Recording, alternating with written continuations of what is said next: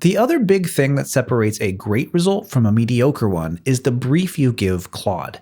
The more specific you are, the better the result. If you already know exactly what you want, you can just describe it. And that's what I did for this build. But describing visual taste in words is hard, especially if you're newer to design. You don't speak the design language yet, and that makes it tough to tell Claude what you want. If you're in that spot, references are your shortcut. References are just screenshots of sites you like that you give to Claude so it can match the visual style. It's a lot easier to show Claude what you want than to describe it. References are also useful for refining your own direction before you commit. You scroll, you find things you like, and you start to understand what your taste actually is. I'll share a few of my favorite websites with you that you can draw ideas from. This is Dribbble. It's where designers post their work, and it's full of inspiration for almost any style of website. This is Awards. These are sites that have won industry design awards, so it's a great place to browse high-quality designs. And you can always just search Pinterest for the kind of site you want to build. It pulls examples from everywhere.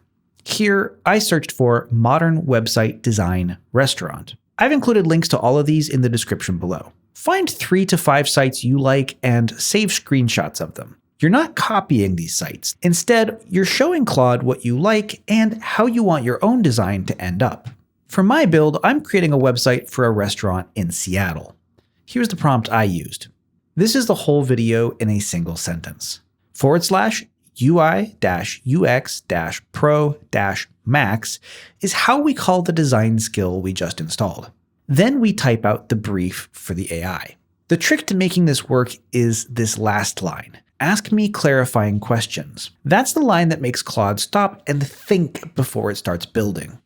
Here, Claude comes back with 7 questions. They cover the restaurant name, the style direction, which sections we want, who's writing the content, the tech stack, the animation level, and anything else we want to specify. And here's the part that really matters.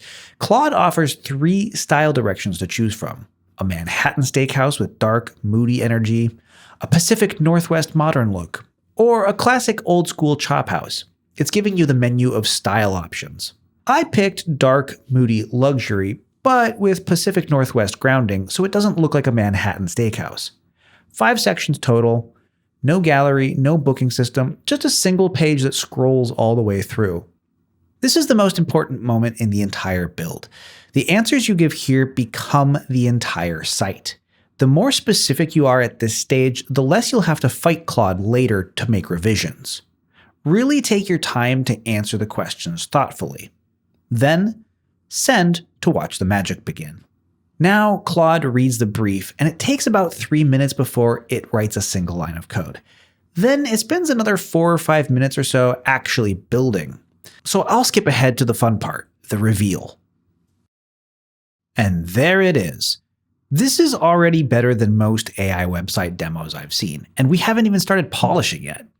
So how does this stack up against our $10,000 website checklist? Let's start with point of view. Look at the brief we gave Claude. We had a real direction in mind when we answered its questions, not just a mood board. Then there's typography. Claude picked Frances for the headlines and Inter for the body. Now, we'll swap out Inter later because it's one of the most overused AI fonts on the internet right now. For color, Claude landed on 5 hex values: near black, warm cream, oxblood, brass, and slate. There are no rainbow palettes here. Restraint with color is what signals quality. Then there's hierarchy. Look at how this section is laid out. The city name is huge, the address is medium-sized, and the room description is small. That's not random sizing. It's telling your eye what to read first, second, and third. Without that, a site feels flat and hard to scan. Take a look at the copy, too. Dry aged ribeye, 16 ounce, 60 day, hearth fired. That's not generic AI text. That's a restaurant copy that reads like a real chef wrote it.